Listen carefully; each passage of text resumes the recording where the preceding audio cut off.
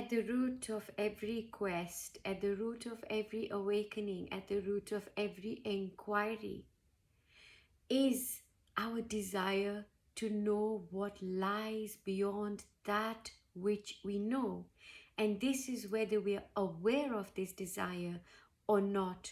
Because to realize our infinity, to live our infinity, to go towards our infinity, beginning by understanding the known about us, so we understand what we think we know about ourselves, and then we realize that what we think we know about ourselves does not equal what we are actually experiencing as the reality of our life, which means there must be an underlying factor which is unknown to us.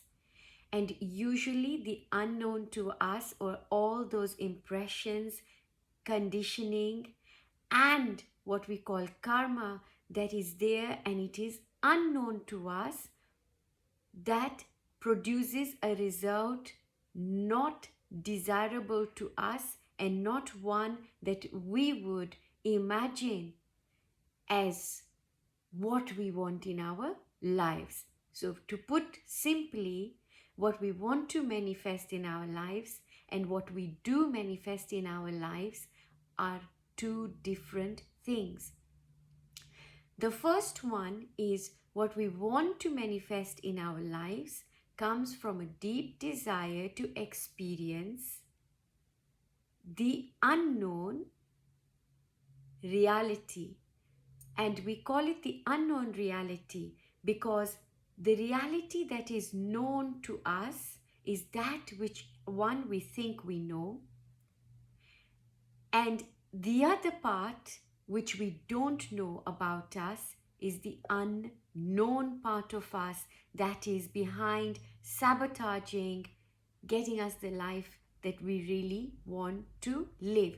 And it's those unknown parts that we seek to then heal through various means. Now, in order for us to make that which is unknown as a known reality, not only must we think it, that it has become or it is part of our known reality, but we must first and foremost feel it. So you've already feel it. You feel the fullness of that which you're trying to connect with in your future. So let's say your future or parallel reality that you'd like to create. You connect with the feeling first. And why do we say connect with the feeling first?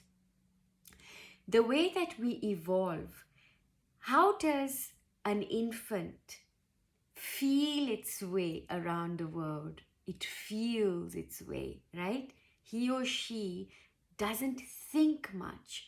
Initially, the neocortex of our brains is not that well developed. It takes quite a long time. It's another post, at least 21 to 28 years.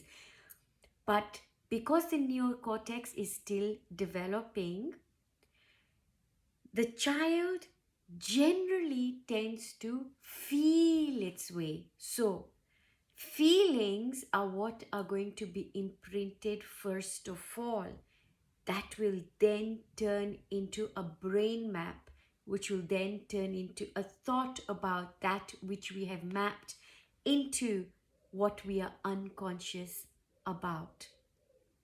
And that then creates our reality. Now, if we're going to try to change our manifest reality simply by clearing out the subconscious or the unconscious so that you're purifying just the mind, it can take lifetimes to purify just the mind, mind to mind, right? So self-improvement, psychoanalysis, psychology, psychotherapy, various modalities will cure or will attempt to treat symptoms of something deeper in order for us to access that deeper.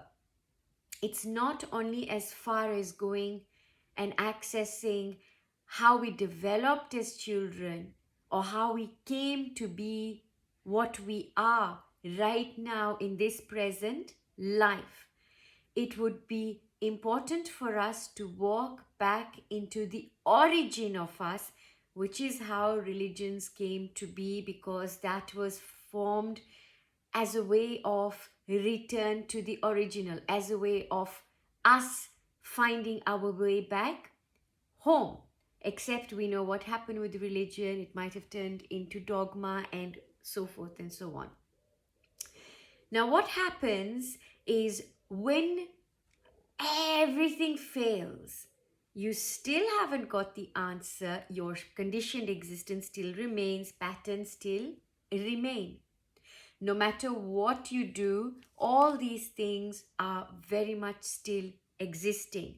So you might think or feel you're hitting and missing whatever you want to manifest. You might be meditating, you might be doing all forms of things, diets, everything, name it, you're doing it, but you're still missing the mark in terms of getting your imagination out there, and even using the law of assumption, law of attraction, the awakened imagination, and all sorts of other spiritual laws in order for you to manifest this. And it still misses. It misses because there is another dimension to all of this. If we approach it as a mental exercise, including meditation or what we think meditation means. If you think meditation means just sitting and chanting something or focusing on your third eye or focusing here and there, think again. Meditation is a state of being. So everything, every tool you're using in order for you to break through the memory bank, which is producing the known manifest reality, right? For us to venture into the unknown, you've got to use a tool beyond the known, because everything in the known so far hasn't worked because it's producing the results that we are not happy with, right? So to change that, one must venture into the unknown, and to first of all venture into the crevices of our subconscious. Not just subconscious, because it isn't just as simple as the mind for us to just purify the mind and that's it. In fact, the mind, the body's intelligence, the brain cannot be changed until some very, very profound shifts of consciousness itself come in. And this is where, when we go through a spiritual awakening, a path of spirituality, anything that we're doing that bypasses the mind. So you're using energy to harness, nurture, matter, and to gear it the way you want to. So towards your projection, towards your future reality, which already exists. The interesting thing or phenomena about all our desires is that what we desire desires us, and therefore we desire it because it already exists.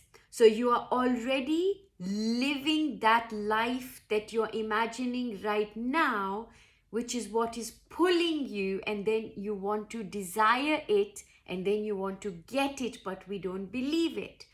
And there's all sorts of other mechanics in place too. Now, when we awaken spiritually, because there's a paradigm shift of consciousness, everything that is unknown starts to open up to us. And when that happens, we're able to exercise from the point of the unknown to then consciously fetch from the field of consciousness that which you want to realize as your manifest reality. More about this in part 2. Stay tuned. Lots of love.